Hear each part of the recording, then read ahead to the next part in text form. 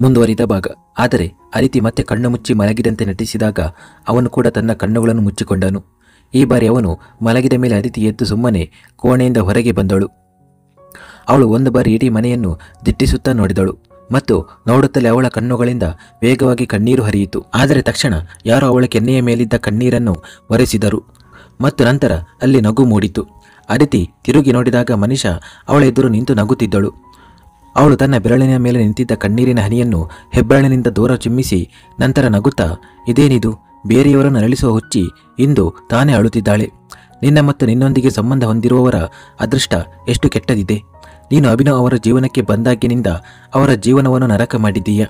ಕೆಲವೊಮ್ಮೆ ಅವರ ಮೇಲೆ ಗುಂಡು ಹಾರುತ್ತದೆ, ಕೆಲವೊಮ್ಮೆ ಯಾರೋ ಅವರನ್ನು ಬಾಂಬ್ನಿಂದ ಸ್ಫೋಟಿಸಲು ಪ್ರಯತ್ನಿಸುತ್ತಾರೆ ಮತ್ತು ಇದೆಲ್ಲವೂ ನಿನ್ನಿಂದಲೇ ಆಗುತ್ತದೆ. ನೀನು ಅಷ್ಟೊಂದು ಅಶುಭದಾಯಕಳಾಗಿದ್ದೀಯ. ನೀನು ಎಲ್ಲಿಗೆ ಹೋದರೂ ನಿನ್ನ ಅಶುಭವನ್ನು ಹರಡುತ್ತೀಯ. ಅರೆ, ಇದಕ್ಕಿಂತ ನೀನು ಈ ಮನೆಗೆ ಬಾರದೇ ಇರುವುದು ಉತ್ತಮವಾಗಿತ್ತು. ಕನಿಷ್ಠ ಅಭಿನವ್ ಅವರಾದರೂ ನೆಮ್ಮದಿಯ ಉಸಿರು ಬಿಡುತ್ತಿದ್ದರು. ನೀನು ಬಂದಾಗಿನಿಂದ ಅವರ ಜೀವನ ಒಂದು ನಾಯಿ ತರಹ ಆಗಿದೆ. ಅದು ದಿನವಿಡೀ ನಿನ್ನ ಹಿಂದೆ ಸುತ್ತುತ್ತಾ ಇರುತ್ತದೆ ಮತ್ತು ನಿನ್ನ ಕಾರಣಕ್ಕೆ ಅವರು ತಮ್ಮ ಜೀವನವನ್ನು ಬಿಟ್ಟಂತೆ ತೋರುತ್ತಿದೆ. ಕನಿಷ್ಠ ಈಗಲಾದರೂ ಅವರನ್ನು ಬಿಟ್ಟು ಬಿಡು. ನೀನು ಈಗಾಗಲೇ ಹುಚ್ಚಿಯಾಗಿ ಹೋಗಿದ್ದೀಯ. ಹೋಗು, ಎಲ್ಲಾದರೂ ಹೋಗಿ ಸತ್ತು ಹೋಗು. ಎಷ್ಟು ದಿನ ನಿನ್ನ ಹುಚ್ಚುತನದಿಂದ ನಮ್ಮ ತಲೆ ತಿನ್ನುತ್ತೀಯ ಎಂದು ಹೇಳಿದಳು. ನಿನ್ನ ಬಡಬಡಿಕೆ ನಿಲ್ಲಿಸು ಎಂದು ಹಿಂದಿನಿಂದ ಅಭಿನವನ ಧ್ವನಿ ಗುಡುಗಿತು ಮತ್ತು ಅವನು ಬೇಗನೆ ಬಂದು ಅದಿತಿಯನ್ನು ಹಿಂದೆ ಸರಿಸಿ ಕೋಪದಿಂದ ಮನುಷ್ಯಳನ್ನು ನೋಡುತ್ತಾ ಅವಳ ಮುಂದೆ ನಿಂತನು. ಈಗ ಮನುಷ್ಯ ತಾನು ನಿಂತಿದ್ದ ಜಾಗದಲ್ಲಿ ನಡುಗುತ್ತಿದ್ದಳು. ಮನುಷ್ಯ ಅವನ ಕೋಪದಿಂದ ತುಂಬಿದ ಮುಖವನ್ನು ನೋಡಿ ನಡುಗುತ್ತಾ, ಅದು ನಾನು ಸುಮ್ಮನೆ ಎಂದಳು.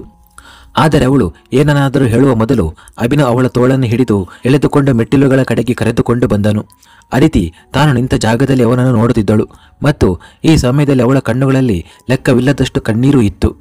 ಆದರೆ ಆ ಕಣ್ಣೀರು ಈಗ ಕೆನ್ನೆಯ ಮೇಲೆ ಹರಿಯುವುದು ನಿಂತಿತ್ತು. ನನ್ನ ಹೆಂಡತಿಯ ಬಗ್ಗೆ ಇಷ್ಟೊಂದು ಕೀಳುಮಟ್ಟದ ಮಾತುಗಳನ್ನು ಆಡಲು ನಿನಗೆ ಎಷ್ಟು ಧೈರ್ಯ? ನಿನ್ನ ಮಿತಿಯನ್ನು ಮೆರೆತಿದ್ದೀಯಾ ಅಥವಾ ಹುಚ್ಚಿಯಾಗಿ ಏನು ಬೇಕಾದರೂ ಬಡಬಡಿಸುವ ಧೈರ್ಯ ಮಾಡಿದ್ದೀಯಾ ಎಂದು ಅಭಿನವ್ ಕೆಳಗೆ ಬಂದು ಅವಳನ್ನು ಒಂದು ಆಘಾತದಿಂದ ಬಿಟ್ಟಾಗ ಅವಳು ಎಡವಿ ನೆಲದ ಮೇಲೆ ಬಿದ್ದಳು. ಅವಳು ಬೇಗನೆ ತನ್ನ ಜಾಗದಿಂದ ಎದ್ದು ಅಭಿನವನ ಮುಂದೆ ಬಂದು, ನನ್ನ ಉದ್ದೇಶ ಅದು ಇರಲಿಲ್ಲ. ನನಗೆ ನಿಮ್ಮ ಬಗ್ಗೆ ಕೇವಲ ಚಿಂತೆ ಇತ್ತು. ಆದರೆ ನಾನು ಸುಳ್ಳೇನು ಹೇಳಿದೆ? ನಿಜವನ್ನೇ ಹೇಳಿದ್ದೇನಲ್ಲವೇ? ಒಬ್ಬ ಹುಚ್ಚಿಯೊಂದಿಗೆ ಯಾರಾದರೂ ತಮ್ಮ ಜೀವನವನ್ನು ಹೇಗೆ ಕಳೆಯಲು ಸಾಧ್ಯ? ಆ ದಿನ ಇವಳು ನನ್ನ ಮೇಲೆ ಚಾಕು ಎಸೆದು ಹೊಡೆದಿದ್ದನ್ನು ನೀವೇ ನೋಡಿದ್ದೀರಿ. ನಾಳೆ ಇವಳು ನಿಮ್ಮೊಂದಿಗೆ ಅದೇ ರೀತಿ ಮಾಡುವುದಿಲ್ಲ ಎಂದು ಏನು ಭರವಸೆ? ಅರೆ, ಹುಚ್ಚರ ಬಗ್ಗೆ ಏನು ಹೇಳಲು ಸಾಧ್ಯ? ಅವರು ಯಾವಾಗ ಯಾರ ಜೀವ ತೆಗೆಯುತ್ತಾರೆ ಎಂದು ಗೊತ್ತಿಲ್ಲ. ಮತ್ತು ಹೇಗಿದ್ದರೂ ಇವಳು ನಿಮ್ಮ ಜೀವನಕ್ಕೆ ಬಂದಾಗಿನಿಂದ ನಿಮ್ಮ ಜೀವನದ ಮೇಲೆ ಅಪಾಯ ಸುಳಿದಾಡುತ್ತಿದೆ ಎಂದು ಹೇಳಿದಳು. ಚುಪ್, ಸಂಪೂರ್ಣವಾಗಿ ಚುಪ್. ಇನ್ನೊಂದು ಮಾತು ಆಡಬೇಡ. ಇಲ್ಲದಿದ್ದರೆ ನಾನು ಇಲ್ಲೇ ನಿನ್ನ ಜೀವ ತೆಗೆಯುತ್ತೇನೆ. ನಂತರ ಪ್ರೀತಿಯಲ್ಲಿ ಹುಚ್ಚನಾದ ವ್ಯಕ್ತಿ ನಿನ್ನ ಜೀವ ತೆಗೆದಿದ್ದಾನೆ ಎಂದು ಹೇಳಬೇಡ. ನಿನ್ನನ್ನು ಇಲ್ಲಿ ಇರಲು ಬಿಟ್ಟೆ, ಏಕೆಂದರೆ ಈ ಜಗತ್ತಿನಲ್ಲಿ ನಿನಗೆ ಯಾರೂ ಇರಲಿಲ್ಲ. ಆದರೆ ನೀನು ನಮ್ಮನ್ನೇ ತಿನ್ನಲು ಬಂದಿದ್ದೀಯ. ಆದರೆ ಅಭಿನವ್ ಎಲ್ಲರಿಗೂ ಎರಡನೇ ಅವಕಾಶ ನೀಡುವವನಲ್ಲ. ನನ್ನ ಕಣ್ಣುಗಳಿಂದ ಮತ್ತು ಈ ಮನೆಯಿಂದ ಹೊರಟು ಹೋಗು, ಏಕೆಂದರೆ ಅಭಿನವ್ ತನ್ನ ಮನೆಯಲ್ಲಿ ಮನುಷ್ಯರಿಗೆ ಜಾಗ ನೀಡುತ್ತಾನೆ. ನಮ್ಮಿಂದ ಹಾಲು ಕುಡಿದು ನಮ್ಮನ್ನೇ ಕಚ್ಚುವ ದುಮುಕಿ ಹಾವುಗಳಿಗಲ್ಲ. ಅವನ ಧ್ವನಿಯನ್ನು ಕೇಳಿ ಮನುಷ್ಯಳ ಕಣ್ಣುಗಳು ಆಶ್ಚರ್ಯದಿಂದ ಅರಳಿದವು ಮತ್ತು ಅವಳು ಮೊಸಳೆ ಕಣ್ಣೀರು ಹಾಕಲು ಶುರು ಮಾಡಿದಳು. ಆಗ ಅಭಿನವ್ ವ್ಯಂಗ್ಯವಾಗಿ ನಗುತ್ತಾ ಅವಳನ್ನು ನೋಡಿ, ನಿನ್ನ ಈ ಕಣ್ಣೀರು ಕೂಡ ಈಗ ನಿನಗೆ ಈ ಮನೆಯಲ್ಲಿ ಇರಲು ಅನುಮತಿ ನೀಡಲು ಸಾಧ್ಯವಿಲ್ಲ ಎಂದು ಹೇಳಿ ಮತ್ತೊಮ್ಮೆ ಮನುಷ್ಯಳ ಕೈಯನ್ನು ಹಿಡಿದು ಅವಳನ್ನು ಎಳೆದುಕೊಂಡು ಬಾಗಿಲಿನವರೆಗೆ ಕರೆತಂದನು.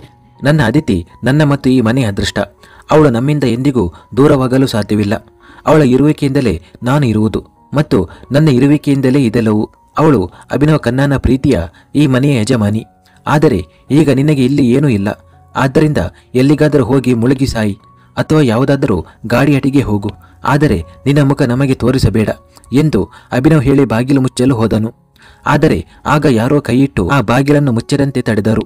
ಅಭಿನವ್ ತಿರುಗಿ ನೋಡಿದಾಗ ಅದಿತಿ ಅವನಿಗೆ ಹತ್ತಿರ ನಿಂತು ಬಾಗಿಲು ಮುಚ್ಚುವುದನ್ನು ತಡೆಯುತ್ತಿದ್ದಳು ಮತ್ತು ಮನುಷ್ಯ ಕೂಡ ಅವಳು ಬಾಗಿಲು ಮುಚ್ಚುವುದನ್ನು ತಡೆಯುವುದನ್ನು ನೋಡಿ ಆಶ್ಚರ್ಯದಿಂದ ಕಣ್ಣು ಅರಳಿಸಿದಳು. ಅಭಿನವನ ಕಣ್ಣುಗಳಲ್ಲಿಯೂ ಆಶ್ಚರ್ಯ ತುಂಬಿತ್ತು, ಏಕೆಂದರೆ ಈ ಸಮಯದಲ್ಲಿ ಅದಿತಿಯ ಮುಖದ ಮೇಲೆ ಅತಿ ಹೆಚ್ಚು ಗಂಭೀರತೆ ಇತ್ತು. ಅದು ಈಗ ತುಂಬ ಕಡಿಮೆ ಇರುತ್ತಿತ್ತು. ಅವಳಿಗೆ ಆ ಘಟನೆ ನಡೆದಾಗಿನಿಂದ ಅವಳು ಕೇವಲ ನಗುತ್ತಿದ್ದಳು ಅಥವಾ ಮುನಿಸಿಕೊಳ್ಳುತ್ತಿದ್ದಳು. ಇಂತಹ ಯಾವುದೇ ಭಾವವಿಲ್ಲದ ಅವಳ ಮುಖವನ್ನು ನೋಡುವುದು ತುಂಬ ಕಡಿಮೆ ಇತ್ತು.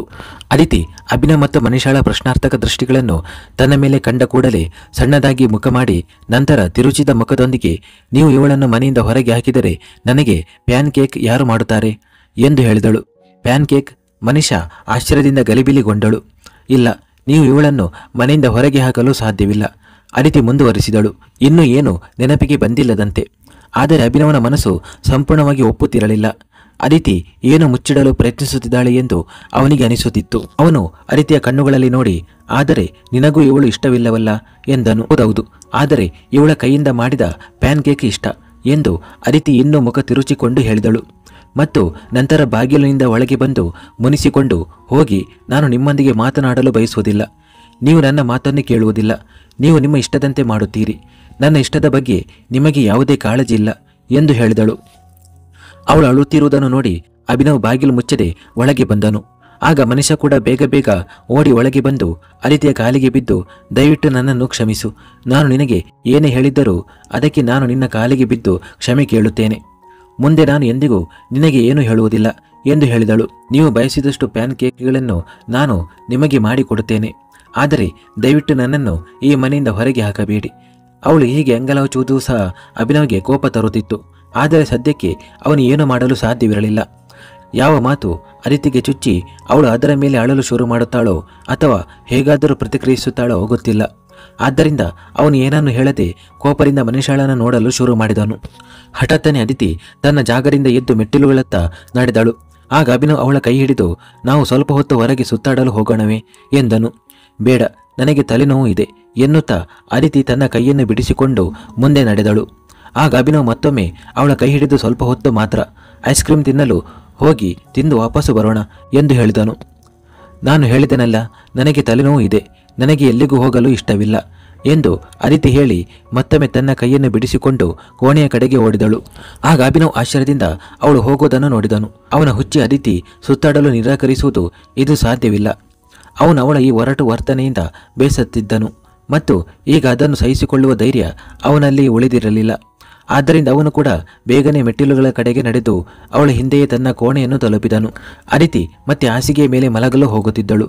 ಆಗ ಅಭಿನವ್ ಮತ್ತೊಮ್ಮೆ ಅವಳ ಸೊಂಟದಿಂದ ಹಿಡಿದು ತಡೆದನು ಮತ್ತು ಅವಳನ್ನು ತನ್ನ ಕಡೆಗೆ ತಿರುಗಿಸಿ ಸಂಪೂರ್ಣವಾಗಿ ತನ್ನ ತೋಳುಗಳಲ್ಲಿ ಅಪ್ಪಿಕೊಂಡು, ಏಕೆ ಹೀಗೆ ಮಾಡುತ್ತಿದ್ದೀಯಾ? ಹೇಳು, ನಿನಗೆ ಏನಾಗಿದೆ?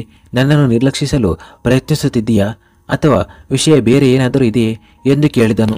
ಈ ಮಾತುಗಳನ್ನು ಹೇಳುವಾಗ ಅಭಿನವನ ಧ್ವನಿಯಲ್ಲಿನ ತಳಮಳ ಅದಿತಿಯ ಹೃದಯವನ್ನು ಜೋರಾಗಿ ಬಡಿದುಕೊಳ್ಳುವಂತೆ ಮಾಡಿತು.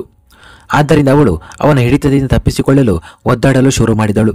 ಆದರೆ ಈ ಬಾರಿ ಅಭಿನವ್ ಅವಳನ್ನು ತನ್ನಿಂದ ದೂರ ಹೋಗಲು ಬಿಡಲು ಸಿದ್ಧನಿರಲಿಲ್ಲ. ಅವನು ಅವಳನ್ನು ಮತ್ತಷ್ಟು ಬಿಗಿಯಾಗಿ ತನ್ನ ತೋಳುಗಳಲ್ಲಿ ಅಪ್ಪಿಕೊಂಡು, ನನ್ನಿಂದ ದೂರ ಹೋಗುವ ಬಗ್ಗೆ ಯೋಚಿಸುತ್ತಿದ್ದೀಯಾ ಎಂದನು. ನಾನು ನಿಮ್ಮಿಂದ ಏಕೆ ದೂರ ಹೋಗಲಿ? ನೀವು ನನ್ನ ಅಂಗರಕ್ಷಕ ಮತ್ತು ನೀವಿಲ್ಲದೆ ನಾನು ಇರಲು ಸಾಧ್ಯವಿಲ್ಲ ಎಂದು ಅದಿತಿ ಹೇಗೂ ಅವನಿಂದ ಕಣ್ಣು ತಪ್ಪಿಸಿ ಹೇಳಿದಳು. ಆಗ ಅಭಿನವ್ ಅವಳನ್ನು ಹಾಗೆಯೇ ಹಿಡಿದು ಎಳೆದು ಗೋಡೆಗೆ ಒರಗಿಸಿ ನಂತರ ತಾನೇ ಸಂಪೂರ್ಣವಾಗಿ ಅವಳನ್ನು ತನ್ನ ತೋಳುಗಳಲ್ಲಿ ತೆಗೆದುಕೊಂಡು, ಏಕೆ ಸುಳ್ಳು ಹೇಳುತ್ತಿದ್ದೀಯಾ? ನಾನು ಕೇವಲ ನಿನ್ನ ಅಂಗರಕ್ಷಕನ, ಅದಕ್ಕಿಂತ ಹೆಚ್ಚೇನೂ ಅಲ್ಲವೇ ಎಂದನು. ಹೌದು, ನೀವು ನನ್ನ ಕೇವಲ ಅಂಗರಕ್ಷಕ ಮಾತ್ರ ಎಂದು ಅದಿತಿ ಇನ್ನೂ ಕಣ್ಣು ತಪ್ಪಿಸಿ ಹೇಳಿದಳು. ಆಗ ಈ ಬಾರಿ ಅಭಿನವ್ ಅವಳ ಮುಖವನ್ನು ತನ್ನ ಕೈಗಳಲ್ಲಿ ಹಿಡಿದನು. ಅವನ ಕೈಗಳು ತೀವ್ರವಾಗಿ ನಡುಗುತ್ತಿದ್ದವು. ಆದರೂ ಅವನ ಅದಿತಿಯ ಮುಖವನ್ನು ಬಿಡಲಿಲ್ಲ ಮತ್ತು ಒಂದು ಬಾರಿ ನನ್ನ ಕಣ್ಣುಗಳಲ್ಲಿ ನೋಡಿ ಹೇಳು, ನಾನು ಕೇವಲ ನಿನ್ನ ಅಂಗರಕ್ಷಕ ಮಾತ್ರ ಎಂದು ಹೇಳಿದನು. ನೋಡಿ, ದಯವಿಟ್ಟು ನನ್ನನ್ನು ಮಲಗಲು ಬಿಡಿ. ನಿಜವಾಗಿಯೂ ನನ್ನ ಆರೋಗ್ಯ ಸರಿಯಿಲ್ಲ, ನನಗೆ ಏನೂ ಚೆನ್ನಾಗಿ ಅನಿಸುತ್ತಿಲ್ಲ ಎಂದು ಅದಿತಿ ಈಗ ಅಳುತ್ತಾ ಹೇಳಿದಳು. ಆಗ ಅಭಿನವ್ ಒಂದು ಕ್ಷಣದಲ್ಲಿ ಅವಳನ್ನು ಬಿಟ್ಟು, ಹೋಗಿ ಮಲಗು ಎಂದನು. ಅವನ ಹಿಡಿತದಿಂದ ತಪ್ಪಿಸಿಕೊಂಡ ಕೂಡಲೇ ಅದಿತಿ ಅವನ ಮುಖದ ಕಡೆಗೆ ನೋಡಿದಳು. ಈಗ ಅಭಿನವ್ ತನ್ನ ದೃಷ್ಟಿಯನ್ನು ಕೆಳಗಿಳಿಸಿದ್ದನು. ಆದರೆ ಅವನ ಮುಖದಲ್ಲಿ ಆವರಿಸಿದ್ದ ನೋವನ್ನು ಅದಿತಿ ಅನುಭವಿಸಬಲ್ಲವಳಾಗಿದ್ದಳು. ಅವಳು ನಿಧಾನವಾಗಿ ತನ್ನ ಹೆಜ್ಜೆಗಳನ್ನು ಮುಂದಿಡಲು ಶುರು ಮಾಡಿದಳು. ಆಗ ಮತ್ತೊಮ್ಮೆ ಅಭಿನವ್ ಅವಳ ಕೈ ಹಿಡಿದು ಅವಳನ್ನು ಎಳೆದು ಗೋಡೆಯ ಬದಿಗೆ ತಂದಿಟ್ಟನು. ಅದಿತಿ ತಕ್ಷಣ ಬೆದರಿ ಅವನ ಮುಖದ ಕಡೆಗೆ ನೋಡಲು ಶುರು ಮಾಡಿದಳು. ಆಗ ಅಭಿನವ್ ಒಂದು ಕ್ಷಣವನ್ನು ವ್ಯರ್ಥ ಮಾಡದೆ ಅವಳ ಕಣ್ಣುಗಳಲ್ಲಿ ನೋಡಿ ನಿಧಾನವಾಗಿ ಅವಳ ಮುಖದ ಮೇಲೆ ಬಾಗಿ ಅವಳ ತುಟಿಗಳನ್ನು ಮುತ್ತಿಟ್ಟನು. ಅದಿತಿಯ ಕಣ್ಣುಗಳು ತಾವಾಗಿಯೇ ಮುಚ್ಚಿದವು. ಆದರೆ ಅವಳು ಮುಂದೆ ಯಾವುದೇ ಪ್ರತಿಕ್ರಿಯೆ ನೀಡಲಿಲ್ಲ. ಆದ್ದರಿಂದ ಅಭಿನವ್ ಅವಳಿಗಾಗಿ ಕಾಯುತ್ತಿದ್ದನು. ಆದರೆ ಅದಿತಿ ಕಡೆಯಿಂದ ಯಾವುದೇ ಪ್ರತಿಕ್ರಿಯೆ ಬರದಿದ್ದಾಗ ಅವನು ತಾನೇ ಮುಂದೆ ಸಾಗಿದನು. ಈ ಮುತ್ತಿನಲ್ಲಿ ಕೇವಲ ಪ್ರೀತಿ ಇರಲಿಲ್ಲ, ಒಂದು ನೋವು ಇತ್ತು, ಒಂದು ತಳಮಳ ಇತ್ತು. ಅದು ಈ ಸಮಯದಲ್ಲಿ ಅಭಿನವ್ ಅದಿತಿಯನ್ನು ಪ್ರೀತಿಸಲು ಎಷ್ಟು ಹಂಬಲಿಸುತ್ತಿದ್ದಾನೆ ಎಂದು ಸ್ಪಷ್ಟವಾಗಿ ಹೇಳುತ್ತಿತ್ತು. ಆದರೆ ಬದಲಾಗಿ ಅವನಿಗೆ ಕೇವಲ ಮತ್ತು ಕೇವಲ ನಿರ್ಲಕ್ಷ್ಯ ಸಿಗುತ್ತಿತ್ತು. ಈ ಸಮಯದಲ್ಲಿ ಅದಿತಿ ಅವನಿಗೆ ಸಂಪೂರ್ಣವಾಗಿ ಸಹಕಾರ ನೀಡಲಿಲ್ಲ. ಆದ್ದರಿಂದ ಅಭಿನವ್ ಸ್ವಲ್ಪ ಸಮಯದ ನಂತರ ಅವಳನ್ನು ಬಿಟ್ಟನು ಮತ್ತು ಅವಳ ಮುಖವನ್ನು ಗಮನವಿಟ್ಟು ನೋಡಲು ಶುರು ಮಾಡಿದನು. ಇಂದಿನವರೆಗೆ ಕೇವಲ ಒಂದಲ್ಲ ಸಾವಿರಾರು ಬಾರಿ ಅವರಿಬ್ಬರ ನಡುವೆ ಮುತ್ತುಗಳು ಆಗಿದ್ದವು. ಅವರು ಜಗಳವಾಡುತ್ತಿದ್ದರು ಅಥವಾ ಪ್ರೀತಿಸುತ್ತಿದ್ದರೂ ಸಹ ಮುತ್ತು ಕೊಟ್ಟ ನಂತರ ಅದಿತಿಯ ಮುಖದ ಮೇಲೆ ಒಂದು ನೆಮ್ಮದಿ ಇರುತ್ತಿತ್ತು. ಆದರೆ ಒಂದು ಅವಳ ಮುಖದ ಮೇಲೆ ಯಾವುದೇ ಭಾವ ಇರಲಿಲ್ಲ.